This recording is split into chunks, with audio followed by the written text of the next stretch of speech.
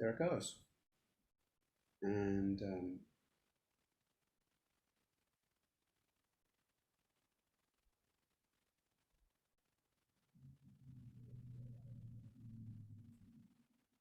Chris, it's terrific to be here with you. I have a sense we're both doing the same thing, which is watching the number of participants rise and rise and rise and rise. So we'll wait to start our formal remarks um, for a minute or so. But it's great to be here with you. It's nice to be here with you too. And actually, I can't see the participants rising. So Oh, you can't? when they it's just the screen I'm in. When they stop rising and you want to start, just go ahead and start. Perfect.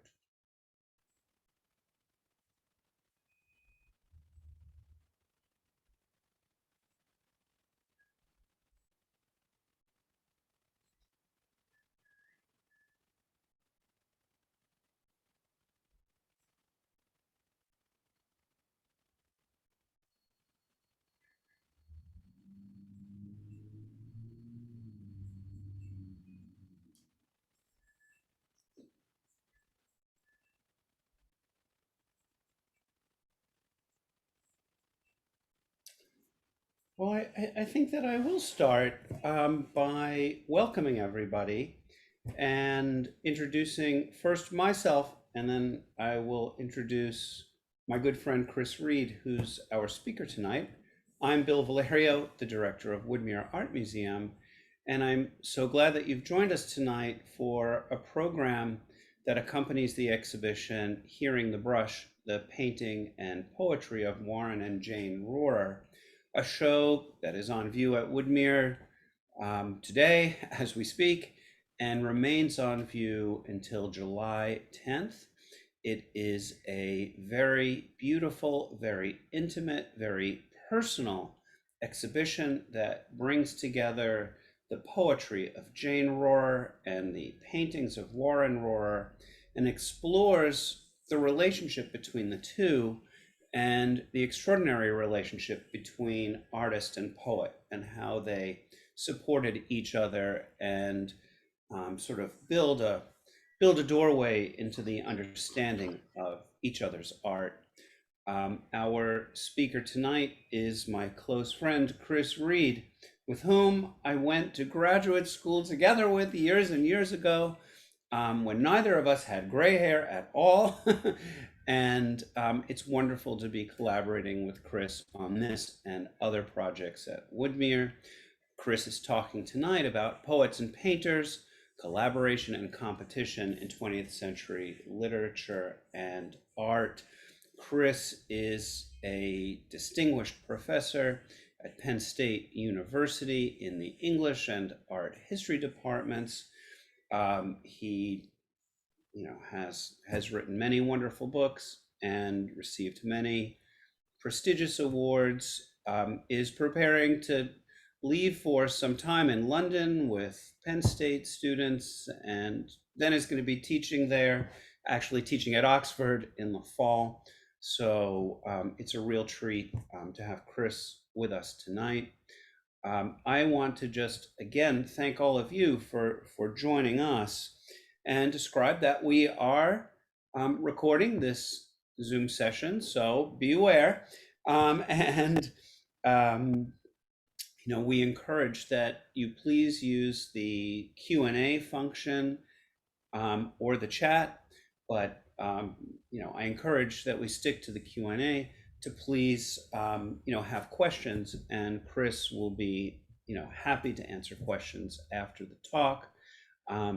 I want to describe that the show at Woodmere, Hearing the Brush, really originated with an idea from a close friend of Chris's, colleague at Penn State, and now someone I'm very honored to count as a friend, Julia Kasdorf, who is herself a poet, a teacher of poetry at Penn State. And it was really Julia working together with Chris that presented this idea of the exhibition, Poetry and Paintings Together, to Woodmere. The show was supposed to happen together with a similar show, with an accompanying show. It was supposed to be part of a show, a big two-part show that was to take place at the Palmer Museum at Penn State and at Woodmere Art Museum at the same time. But of course, that was supposed to be April of 2020. That big two-part show, that show in two parts, did not happen then. And because of the pandemic and the many ups and downs of trying to schedule things over the last 2 years, it was just not possible, as much as we tried, to make the shows happen simultaneous to each other. So, we are incredibly grateful and indebted to you, Chris, and to Julia for the concept that developed into the beautiful show that's on view at Woodmere right now. So with that, I'm going to shut my video, but I will be here and I'll be listening. And Chris, thank you for joining us. And I would ask everybody to send out their to give it up and send out their love to Chris. And thank you for what I know is going to be a wonderful talk. Thank you, Chris. Oh, thank you so much, Bill. And it's been a delight working with you and working with you at your colleagues at Woodmere. And the show that's there now is beautiful. I'm sure that many of the people who are listening now have seen it, and I hope that many more will see it and people will go back and see it. And the thing that I thought I would do in this, brief lecture tonight is, kind of give some broader context for the exhibition, which is, the exhibition is, Jane Rohrer's poems and Warren Rohrer's paintings, and they're really in dialogue with each other. So I thought I'd open this up to look at the kind of bigger context of what I'm calling collaboration and competition between poets and painters in the 20th century. And, we're going to cover a lot of ground. And I hope that kind of bringing back some of these dynamics to the exhibition itself will allow people to have an even more enjoyable experience of kind of speculating about connections between language and visual language and verbal language in their experience of the exhibition. So there's a kind of a big view about the history of interactions between painting and poetry. And that's an enormous topic, especially if we widen our eyes to the whole world. The so-called literati artists of China, of course, combined imagery and text. Sometimes the texts and images are by the same person, sometimes they're not. I chose this one because the poet's theme of moving from landscape to sound seems so Hearing the Brush, which is, of course, a line from one of Jane Rohrer's poems. But similar juxtapositions of text and image characterize many kinds of art from many places and many periods. Even if we narrow our focus to the European tradition, no less an artist than Michelangelo, whose most famous painting is, of course, a representation of a biblical text, was also himself a poet. And people have done extensive studies of the relationship between his poetic imagery and his visual imagery. But actually, in some ways, he's kind of the beginning of a certain kind of end, because starting in the Renaissance, European structures of professionalism in art training sequestered artists into academies and discouraged this kind of double tasking where people would be, both poets and painters. The result was that artists who combined painting and poetry tended to be radical outsiders, like William Blake, who published his poems as booklets of individually hand-colored etchings. You can see here that because they're individually hand-colored, each one is different. And as I said, he's part of a kind of outsider tradition of people who worked in both words and images. In the 19th century, of course, the idea of the avant-garde as a kind of model of artistic practice kind of propelled the margins to the center, because the avant-garde was in opposition to the rules of the art academies that had sequestered texts and images. And this was especially true in Great Britain, where the self-described brotherhood that called themselves the Pre-Raphaelites, so right there in their name, it signals a desire to turn back to pre-Renaissance modes of art making. And they really got very enthusiastic about combining painting and poetry. Sometimes, as in the case of Dante Gabriel Rossetti, the paintings and the poems came from the same person. And as you can see here, he had this frame made so that the poem is right there with the painting when you perceive it. In the case of this one here, I'll go back and show it to you. The poem precedes the painting. Yes, that's right.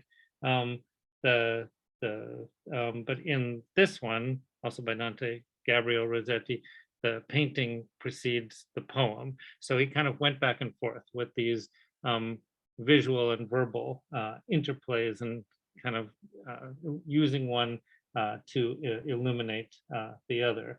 Of course, Pre-Raphaelite poets also wrote poems about other people's paintings, famous people like Titian, as you can see here. Also a poem by Dante Gabriel Rossetti, and here's a poem by Robert Browning on a painting by his contemporary Frederick Leighton. But also, and kind of in some ways most interestingly for our purposes tonight, Pre-Raphaelite painters counted on the idea that Victorian viewers carried a lot of poetry around in their heads.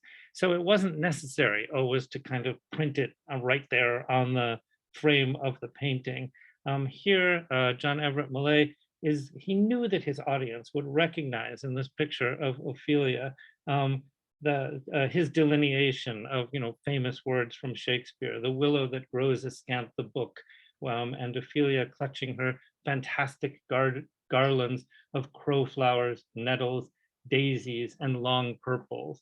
And the pleasure of a work like this is in having the words, whether they're printed on the frame or whether you're carrying them around in your head, and kind of looking around the picture and finding these kinds of moments of correlation where you recognize something that you've seen described, and it kind of brings it to life in this very pleasurable way.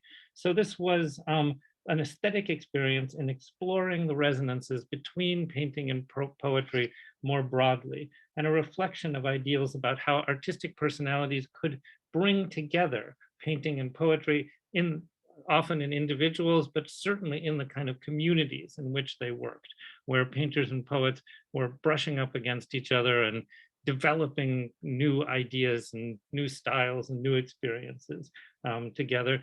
And as the kind of self-conscious, backwards-looking historicism of the Pre-Raphaelites moved to the forward-looking modernism of other factions in the avant-garde, this ideal of painters and poets working together persisted. In the very late 19th century, the French Parisian publisher Ambroise Vollard pioneered this idea of getting famous artists to not just illustrate books, illustrate texts by poets, but to create a kind of synthesis where it's much more than just a kind of poem and an illustration. Instead, the words and the images interact with each other in these kind of highly expensive, but sort of very well produced and kind of thought through ideas of what a book could look like if you thought about combining the experience of reading the words with looking at the imagery.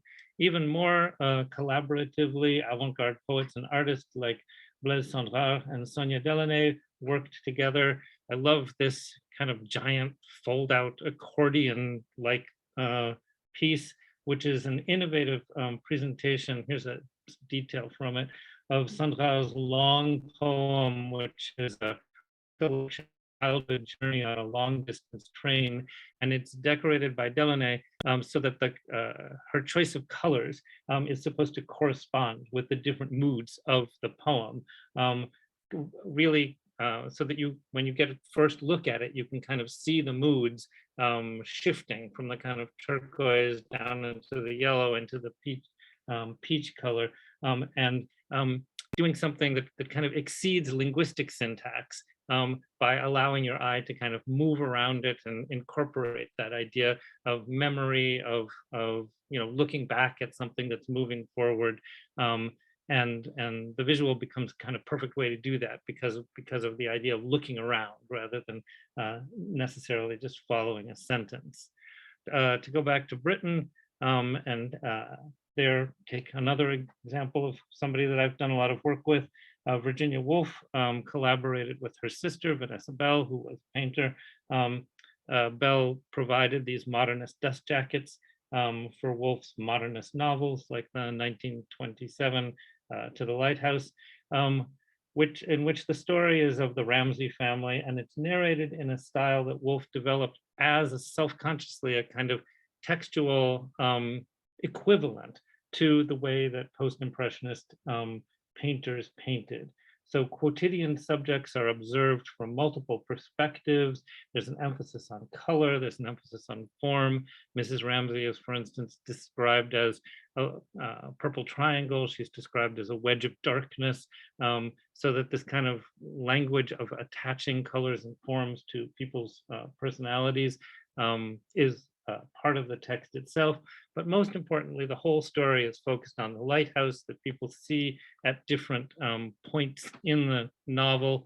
And about this, Woolf said, one has to have, I think I put this in as a quote, one has to have a central line down the middle of a book to hold the design together.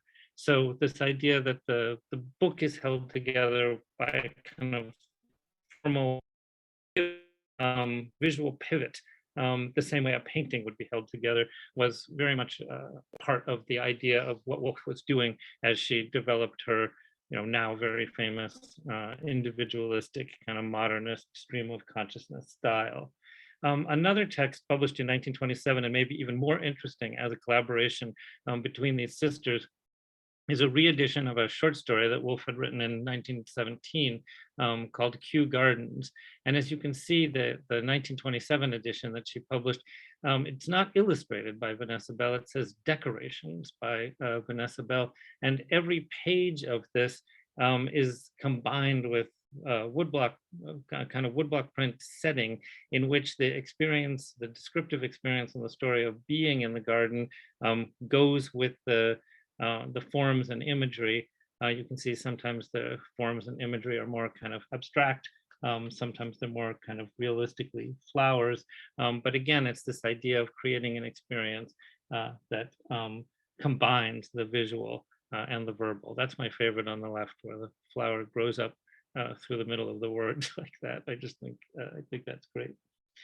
Another famous collaboration among modernists in the early 20th century was the relationship between Pablo Picasso and Gertrude Stein. You may recall that Picasso, at a formative moment in his invention of Cubism, painted Stein's portrait, scraping out the face and repainting it many times as he was working through his interest in ancient Spanish sculpture, African masks, and this became very, very kind of generative painting in his career. At the same time, it was often said that Stein fulfilled Picasso's prediction. He told her that she would come to look like the portrait. And as you see, she did. I think she did it on purpose. You can see she had herself, Man Ray rolls around to take a picture and she dresses in something that, has this same kind of little kerchiefy thing at the collar and poses in front of the portrait in a way that she's self-consciously emulating his representation of her. So there's a very interesting kind of collaborative dynamic there. At the same time, of course, she was developing her own form of textual portraiture, and she took among her subjects Picasso. So she wrote one and two completely separate, and there are, I think, some variations on each of these two variations. Portraits of Pablo Picasso in her distinctive prose style. Here's the first one, written in 1909, published in Camera Work in 1912. But I'm going to just pay a little bit more attention to the second one, which, as you can see, was published in Vanity Fair in 1924. And my idea here is, in this extremely low-tech way, to play a recording of just the beginning of it, so that we'll get to hear her words evoking Picasso. And I put up this image of the text. All right, let's see how this goes. I told him a completed portrait of Picasso. If I told him, would he like it? Would he like it if I told him? Would he like it? Would Napoleon? Would Napoleon? Would he like it? If Napoleon, if I told him, if I told him, if Napoleon, would he like it if I told him? If I told him, if Napoleon? Would he like it if Napoleon, if Napoleon, if I told him? If I told him, if Napoleon, if Napoleon, if I told him? If I told him, would he like it? Would he like it if I told him? Now, not now, and now. Now, exactly as. Okay, now you're getting me again, so I'm sorry, because Gertrude Stein's voice is so much more amazing. But I hope that conveys some of the kind of exuberance of the relationship between this writer and this artist. And then, of course, Picasso would rework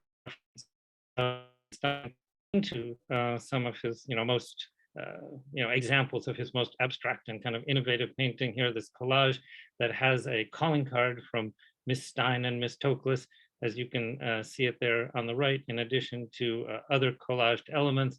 And once you've seen that, then you can see in some of his other paintings, here I'm showing you the architect's table and a detail of the lower right-hand corner. So in both of these, in the position where kind of the artist's signature would normally be, there's evidence of Gertrude Stein's name on a kind of calling card. So the interactions are going back and forth between these two in a way that I think is both collaborative and somewhat competitive. This kind of competitive edge seems to me like kind of interesting in the way that they're jockeying to represent each other, each in their respective medium, as if neither is complete without the other. The words are not complete without the painting. Picasso's interpretation through the painting, and the paintings are not complete for Stein until she's kind of reinterpreted them through the words. And this competitive or transformative relationship is evident in another episode, in what I just think this is just one of the craziest episodes in the history of modernism. So here I'm showing you a very canonic text, a canon making text. This is something that a lot of people used to teach with in the mid 20th century. The first Oxford Book of Modern Verse, as you can see, the poet W.B. Yeats was the editor of this, so it's got prestige written all over it. And just in case you are wondering what the first modern verse, according to Yeats, was, right here, you can see it's page 1. There's the thing that's presented as a poem by Walter Pater describing the Mona Lisa in this extremely, let's just say, imaginative way. Like a vampire, she has been dead many times. So there's clearly a kind of value added from the words. But what's most extraordinary to me is that it's not a poem. These words come from an essay that Pater wrote on Leonardo da Vinci. And so there you can see, I put in the kind of yellow box down there, the words that Yeats has taken out and kind of broken up to make it look like poetry. So, this again, this kind of idea that everybody who approaches this topic changes the thing that they're approaching in some way. Changes the text into a poem, changes the painting into a text, as if to kind of bring a new kind of life to the medium that they're looking at. And I think there's a kind of antagonism, there's a kind of love, there's a kind of anxiety that is also reflected in the way that academic institutions divided the media one from another. Art schools and art departments are often kind of in one college or unit. English departments are in another. Philosophy departments where they study aesthetics are in another.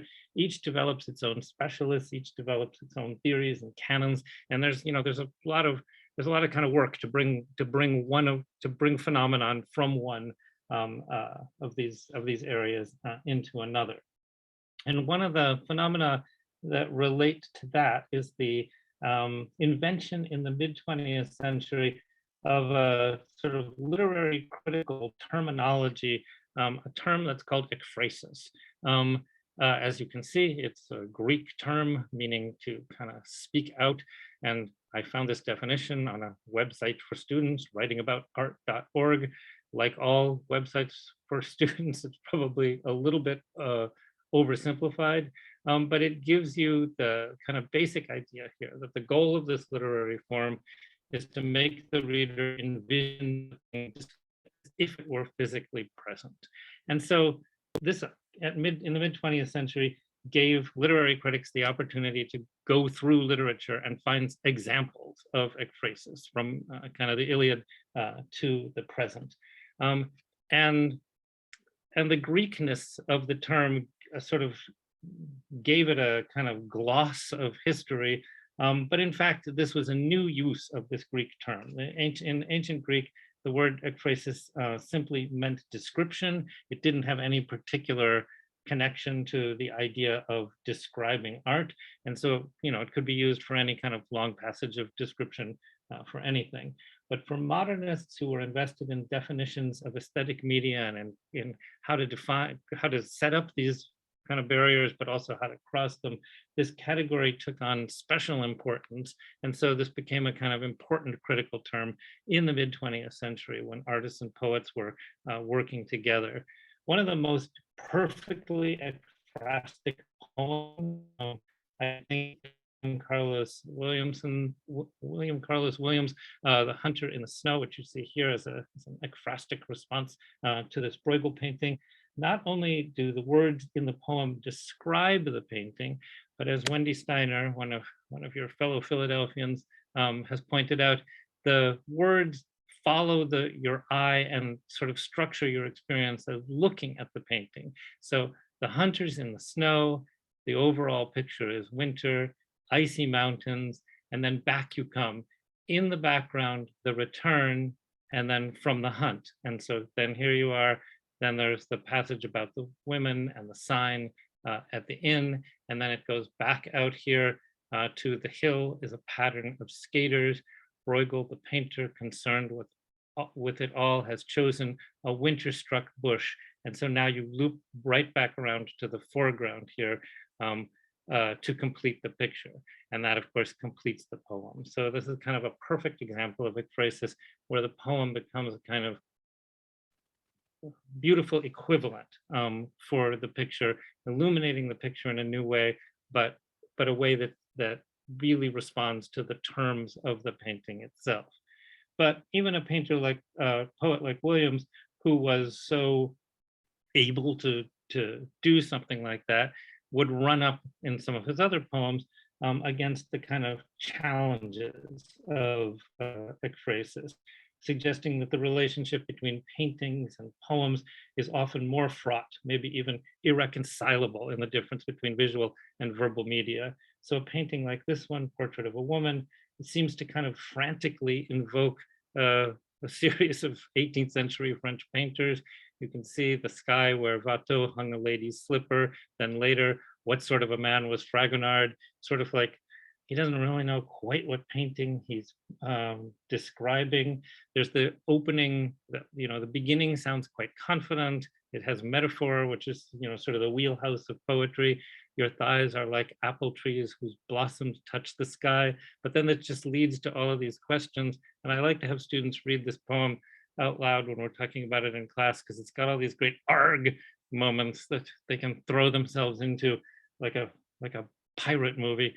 But the poet is almost, he's wordless. He's reduced to these kind of primal sounds in trying to describe describe the painting, and then it comes back to these echoing questions: which shore, which are like the which sky up above, and then simply something that we can see, petals from an apple tree, an idea of just returning us to some sort of idea of pure vision, possibly even pure vision of nature that is, neither the poem nor the painting.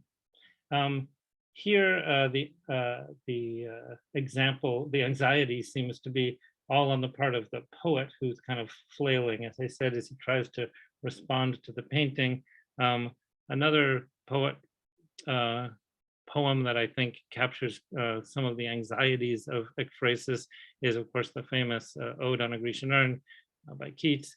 And here you get this kind of lengthy description of all of the things that are supposedly depicted on this urn. I mean, if all of these things were, this would have to be an urn the size of a Volkswagen to have all this stuff on. So the poem, even though it keeps sort of deferring to the beauty of the urn and the sort of importance of the urn, in fact is constantly doing things that the urn can't do. And finally, it kind of winds its way around again in this sort of language of tremendous praise.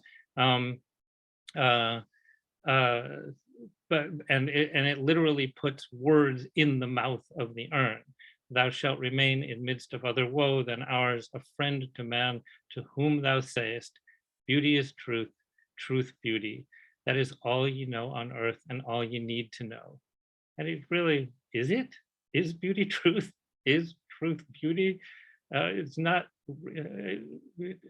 likely, it's not true, it's not useful. So I feel like a poem like this is sort of interesting in the way that it performs a kind of ekphrastic deference to the visual object, but in fact, it's really about the sort of mastery of the poem. So those are just some very quick examples of different ways to think about the relationship between poetry and painting in the kind of modernist canon, which really runs the gamut between competition, anxiety, complementarity, tremendous affection, kind of tremendous fear. With that as a background, I thought it would be interesting to turn to the relationships, and I do mean relationships in the plural, between poetry and visual art in the work of Jane Rohrer. This is a broader rubric that our exhibition, in which viewers are encouraged to draw connections between Jane's poetry and Warren's paintings specifically as twinned responses in their own medium to a shared situation, family situation, cultural situation, geographical situation. And I'll come back in the end of this talk to look at one of Jane's poems that does address one of Warren's paintings and his painting practice. But first, I wanted to make the point, take the opportunity to recognize that Jane Rohrer's poems do also engage the work of other artists other than her husband, and that her interest in and relationship to art did not begin and end in her husband's studio. So here's one, and I think I'll read this because it gives us a sort of taste of the kind of tartness that could animate Jane's poetic voice. Dear Dwayne Hanson, I first saw your sculpture at the Pennsylvania Academy of the Fine Arts in Philadelphia. Your man with beer can was nearly arrested for loitering. They thought he was asleep, but he was merely plastic. A long time ago in Philadelphia, Gordon Bailey Washburn said, art has vitality, and vitality is the difference between a sleeping cat and a dead cat. Crossing the country last summer, I saw your models everywhere. In a Badlands heat wave, sightseeing in air-conditioned cars that kept their waxy faces from melting. Waiting for you in North Dakota, she sat dazed by the devil wind, the screeching of the windmills, the bald creatures crawling up from gopher holes. They rode, they stood, they wait in Howard Johnson's Anywhere. Now here I see your work again in the Nelson Gallery in Kansas City, wearing Hawaiian shirts. Oh, I have to skip a line because the way my computer's, darn it, is formatting, I can't see it. Nearby, a guard wears a small tag. I am not a work of art. And then this last stanza. I am remembering an ancient celadon bowl in the Cleveland Museum where Dwayne, Dwayne, the morning light streamed down again. What can I really say about that except kind of smack? The poem is really a poem of protest against an art world that goes for gimmicks, goes for forms of not very deep social commentary, instead of striving for what the poem calls, quoting Gordon Bailey Washburn, vitality. And here it's probably worth noting that Washburn in the 1950s was the director of fine arts at what was then the Carnegie Institute, now the Carnegie Museum of Art in Pittsburgh. And in 1952, when Warren was taking these summer art classes on the Penn State campus that were so transformative for his career, Gordon Bailey Washburn was the critic who was brought in at the end of the summer season when they did the big final exhibition to award the prizes. And he awarded a prize to one of Warren's landscapes. But this was not the end of their connection. Washburn's signature accomplishment when he was in Pittsburgh was to turn the series of annual exhibitions that were now known as the Carnegie International. So they did these big shows of art, contemporary art, and he turned them into explorations of abstraction. Let's see. There we go. There was a lot of skepticism about this in Pittsburgh. And so promoting these exhibitions to a skeptical Pittsburgh audience, promoting this, the idea of abstract art. I'm going to quote a little bit from the introduction to the 1955 version of this from the catalog. He said that abstract artists, quote, have something to reveal about the mysterious experience of human life and struggle to find the exact counterpoint of this experience in images which contain it and are true to it. So that's that, kind of idea about, I think, vitality and the dead cat versus the live cat. And in this 1955 version of the Carnegie Summer International Exhibition, he curated one of Rohrer's landscape paintings. So we know the Rohrers went out, that he was very excited to have his painting kind of in this context. And at this exhibition, he was struck in particular, Warren Rohrer, by the art of a Chinese artist named Zhao Qi, who was also this painting in particular. Looking back, Warren said, quote, I was very much influenced by that painting, so I tried to paint similar things related to the landscape. And I think this is a really fascinating link between this episode in which Warren Rohrer in 1955 was inspired by a painting by a Chinese painter working and living in Paris to sort of return to landscape in a way that was more abstract, more about writing, about this kind of calligraphic tradition, and the way that in the poem, Jane evokes this idea of the ancient celadon bowl, a type of pottery that is particularly associated with China, and the idea of seeing these things from far away in a museum that convey the something international, something ancient, something timeless that nevertheless has more vitality than the kind of plastic mannequin figures of an artist like Dwayne Hanson. So that's Jane in her sort of tart mode. In her more ekphrastic mode, we have a poem like this, When It Was Time. If you sat on a high porch when it was time, and magnolia blossoms began to fall from the tall tree, seemingly timed, but actually in random sequence, not spiraling or fluttering, but dropping silent, plumb. You might think The Concert Singer by Akins, in gown maybe pink, but seeming white, with her mouth open, pear-shaped, had dropped her handkerchief, and it was drifting silent, plumb. So her helm and satin toes, as she inaudibly sighs to the petal white back of her hand.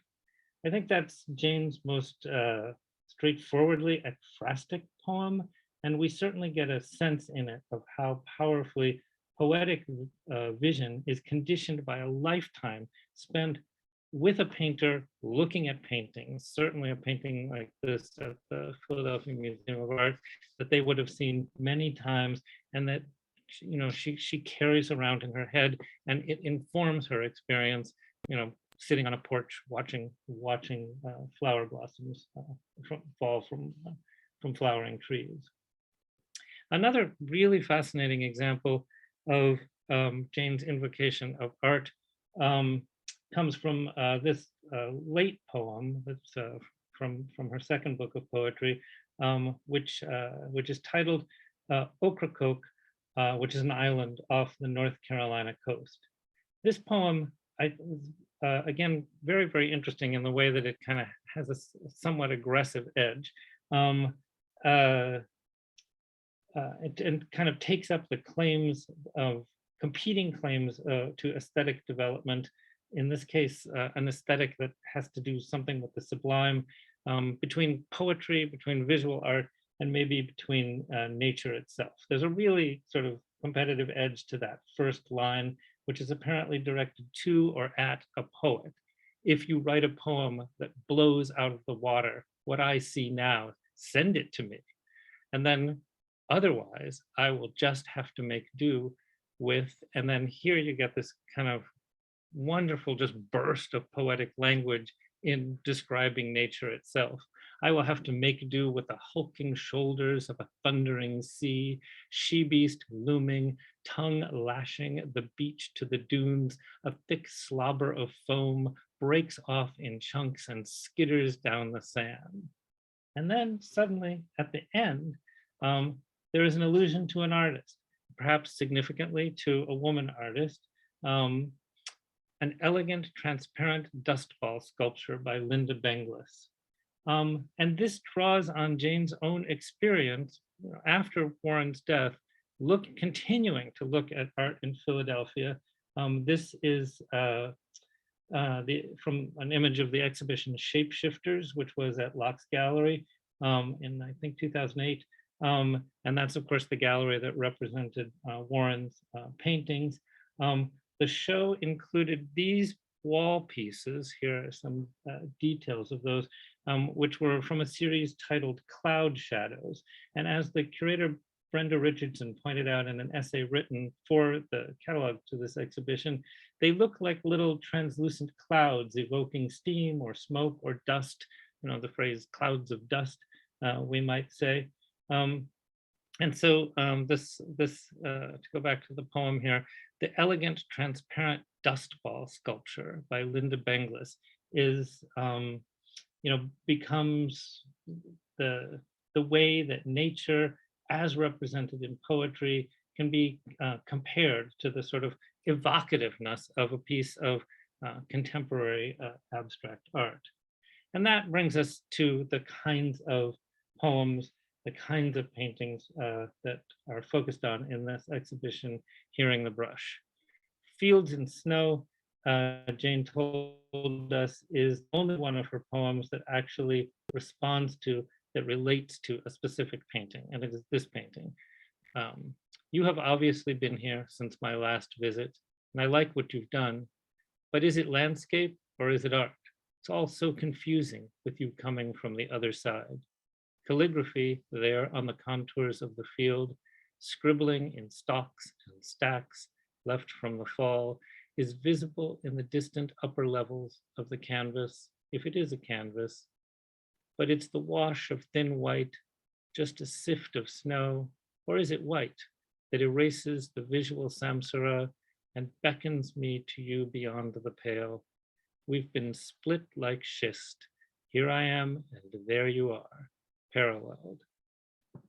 This poem was included in her collection, Life After Death, and it addresses Warren directly, seeming to credit him, now that he is coming from the other side, in order to deploy his art-making techniques, calligraphy, scribbling, the wash of white, to create landscapes that work like art, the way, when he was alive, he created art that worked like landscapes.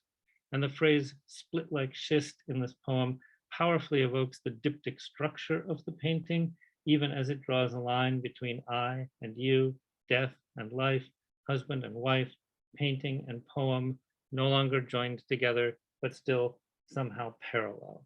And this is the opportunity that the Hearing the Brush show is really meant to offer for people to kind of speculate about the connections between the paintings and the poems.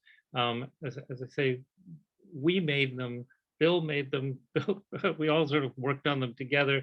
And it was fascinating to find points of correlation, but viewers at the exhibition, can find others, can sort of make up their own responses to these works. And that exhibition is so sensitively installed in the way that the poems are presented on these gray backgrounds, which are, a very similar kind of effect to the shadows cast by the paintings themselves. So they're kind of two entities, each a reflection or a shadow, as it were, one of the other, neither having priority, both just in this kind of parallel relationship, one to the other.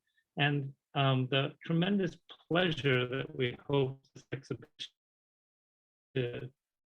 is to give viewers, is just to allow people to sort of be in this moment in a holistic way with the words and the paint, and more broadly our kind of shared environment, and just be aware of the connections that we can draw to kind of bring us together with one another, and with as I said, with the words, with the paint, with art, with our environment, with the world around us.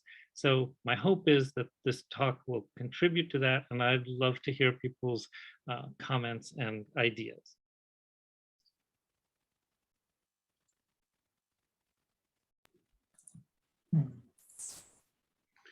Chris, I'm going to say that was really, a wonderful journey to be on with you, and to hear Gertrude Stein's voice, your voice, in so many poetical circumstances. And I guess I have a question for you about where you ended up, in this talk, and I wonder, I don't know if I can push it a little bit farther, because you kind of end by saying the combinations of poems and paintings in the show, offer the opportunity to speculate on connections between.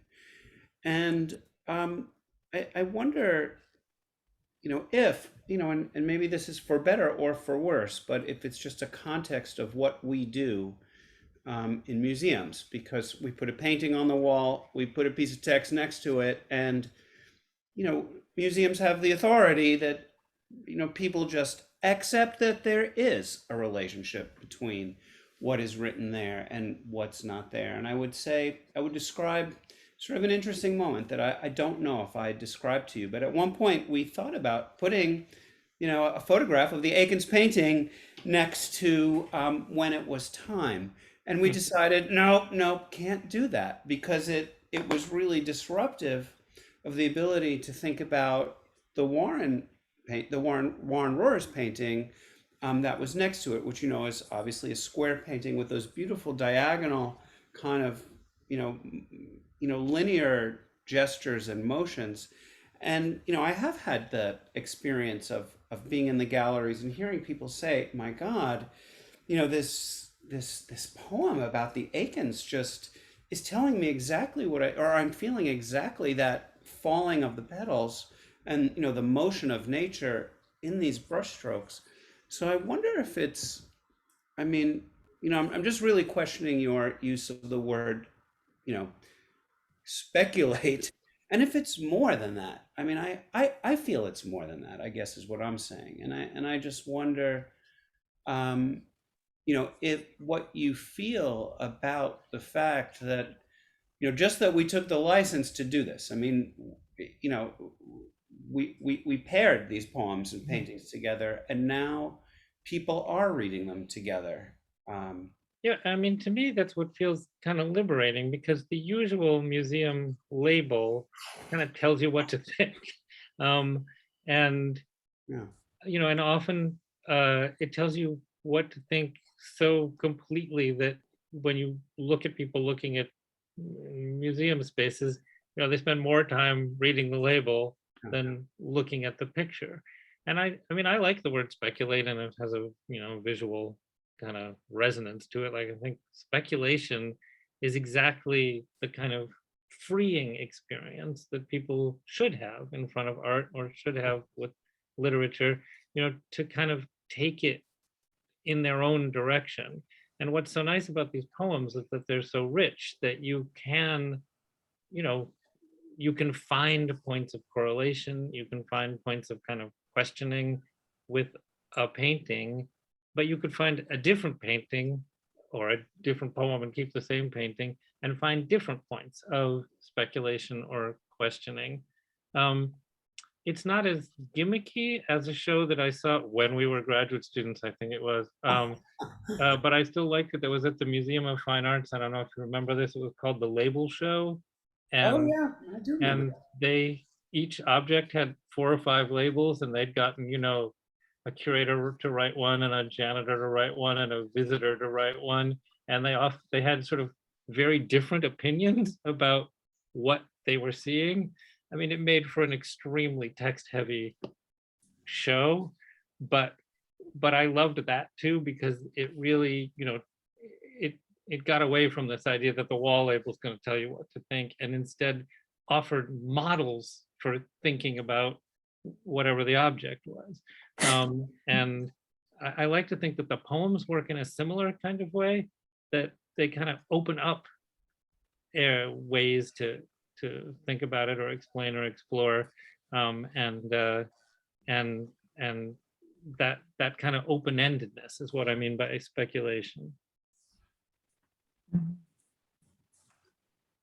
I appreciate that, and I guess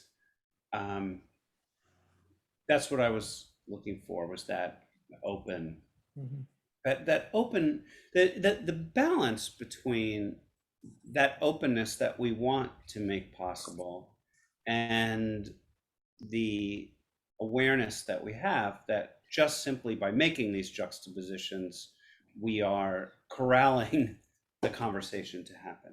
So with that, I think Hildy is monitoring the chat, and it looks like there are some questions. So first, I just want to share a comment by the Rohrer family, who said that, who have commented, we felt that the poetry forced people to slow down and see more deeply than they often do in shows of Warren Rohrer's work. That's beautiful. Yeah, and I think that's right. And, and I think I'm one of those people. I mean, I've read a lot of these poems, I've looked at a lot of these paintings a number of times, but when I came to the show, I really found myself seeing things differently because of the particular juxtapositions that were there, and noticing new things about the painting. So, yeah. There is a question, what's the one question or questions that helped guide these associations, loose paintings for you, Chris and Bill?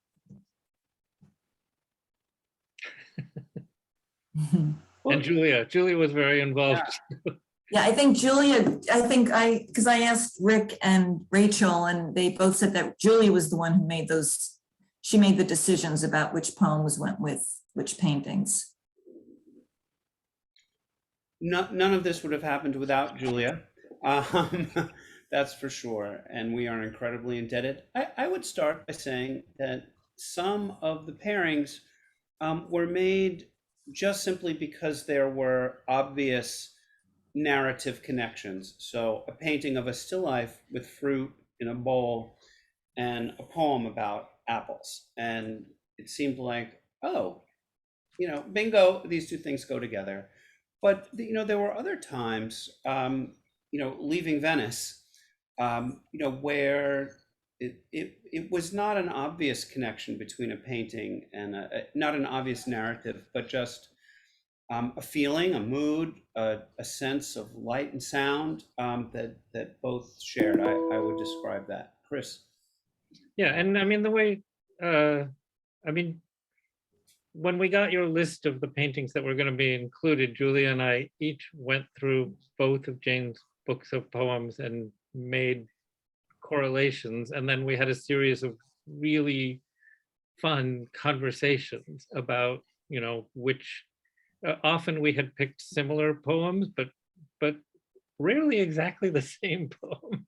And so, which ones could go with which. And I do want to emphasize there are the sort of obvious narrative connections, but some of the more kind of ephemeral connections, like, a word like swing can then go with a painting that has a kind of hill-like quality, the sort of a kind of up and down undulating quality. And so we tried to have the connections be both sort of topical, but also in terms of other senses of motion, senses of touch, and as you say, kind of mood. So we hope people will approach the exhibition with a similar kind of freedom.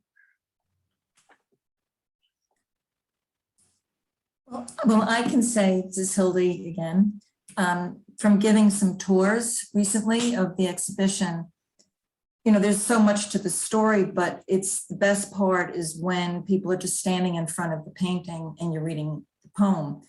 And actually something that happened today with Conflicting Thought, which is a beautiful color field painting, and Jane's poem in the studio, and which is, it's an interesting poem because she's there watching Warren paint and being filmed by both a photographer and a documentary film or a filmmaker.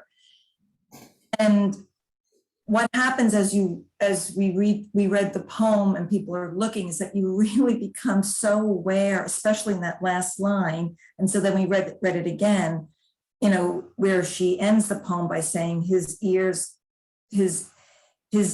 closed hearing the brush. And it's as if you hear the brush, you start to really see those marks, those tactile, that the physicality of him making those marks. And it's almost like you're hearing the brush. And that didn't happen in the first time I read it and looked at the painting, but it's amazing how even the poem continues to transform the experience of looking. There's another comment from Julia. Chris, if you did not assume that the relationship between visual and verbal art must be competition, what other possibilities for relationship might you imagine, I think? That's a very Julia question, because I don't think I said it was only competition. We had collaboration and and a kind of mutual curiosity, a kind of mutual admiration. But I think all of those things can go on simultaneously, and maybe do always go on simultaneously with any kind of relationship that's creative and important. There's a kind of push and a pull to find points of correlation, to find points of complementarity, but also to kind of exceed and to have some sort of value added that that makes whatever the dynamic is, sort of bring something of value. And I would say and the Rohrer family has typed rabble rouser into the comments, which is definitely, that's who we are. And I would say that the same the same kind of increased appreciation and kind of noticing of the paintings, to my mind, goes on with reading the poems too. When you are looking at the poems closely and looking at them in relationship to the paintings, you notice patterns of repeated words, kind of sequences of words that to me seem like they work in a similar kind of way in the poem as in the paintings. There's a poem called Metaphor that talks about, the poetic voice is talking about, leaving the countryside, moving into the city. And the last stanza is, the other day at a party, I heard a single word fall toward me through the talk of friends like a tree uprooted, crashing through new green growth. So those are all pretty long lines. And then the last three lines are, was it orchard? Was it pond? Or simply hill? And I love that kind of, scaling down of the word, like orchard to pond is a shorter, smaller word, and then hill, kind of the most elemental kind of a word for the most elemental kind of a form. And there's almost there's a kind of like a triangular coming to a point at the end of the poem there that I don't think I would have noticed if I wasn't looking at the poems in relation to visual art.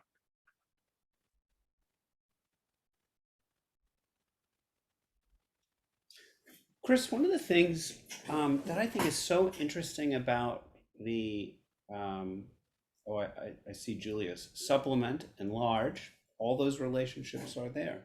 Complicate, expand, extend, illustrate, translate, compelling us to look again or more. Yes. One of the differences that I find between the sort of the immersive world of the paintings and the immersive world of the poems is that in Jane's poems, there are sort of references to objects that are, concrete and of this world, and serve as metaphors. And I'm thinking of like the gear shift, and the idea of like a part of a car, and it's a, it's a reference to the human, to sexuality in the body, and Warren's paintings are certainly sensuous. It's the sensuality of paint and nature and touch, and you feel all of those things. But it's one of the aspects of where I find difference between real substantive difference between where where Jane's poems can make me think of a can, and Warren's the breakfast table, and Warren's poems do not take me there, to these kind of prosaic objects. And I wonder if there's anything about that you would comment on, or maybe Julia would comment on, in terms of how maybe it's how metaphors work in both the paintings versus the sculptures. Julia has written words aren't paint, which we can't deny. But I agree with you. It's interesting to have a poem that includes the line visual samsara, like the poem, the last poem that I quoted. It invokes a kind of big Buddhist concept, at the same time that split like schist gives you a very concrete image of a thing in the world. There is, I might almost say it's a kind of, part of what's so enticing about Warren's big abstract paintings is that they do work on that kind of big conceptual, almost spiritual level. And part of what's enticing about Jane's poems is that they ricochet back and forth like that. Yeah. What I called her tartness, or is kind of often apparent in the poems.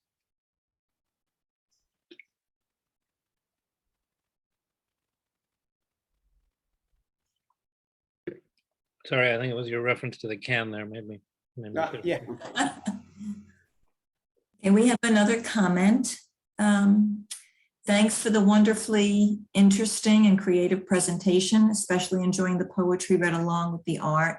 Kind of keeps our senses lit all at once. Continue doing what you both do so well, in good health and finding beauty as the world falls apart. One piece, peace, P-I-E-C-E, and then peace, P-E-A. at a time. Evelyn Levitt.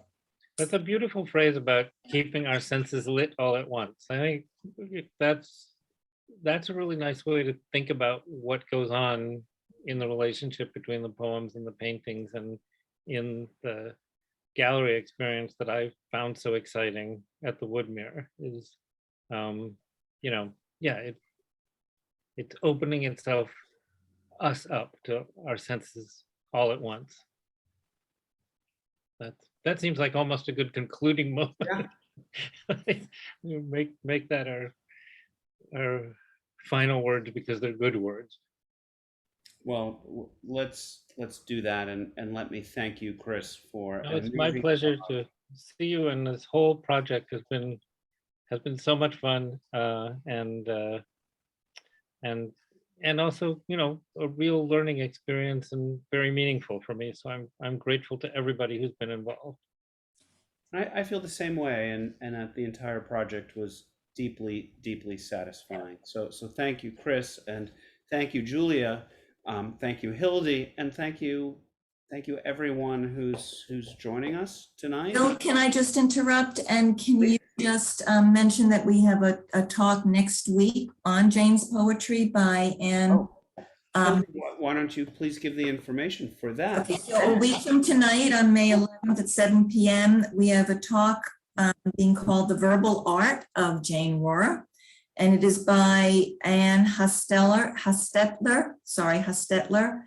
And I've read some of her writings, and I just think it's going to be another wonderful experience. So I encourage everybody to sign up, to register for that. You can find that on our website. And of course, Julia is running a workshop on Saturday, May 14th from 10 a.m. to 12 to noon.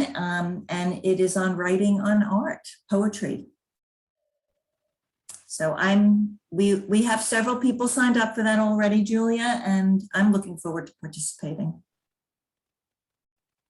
Thank you, Hildy, for remembering to remind us all about those events, which I'm looking forward to as well. And thank you all. With that, cheers. Thank you. And good night. Be well. Thank you, Chris. Bye-bye. Have a great journey to London. Well, thank you. Bye.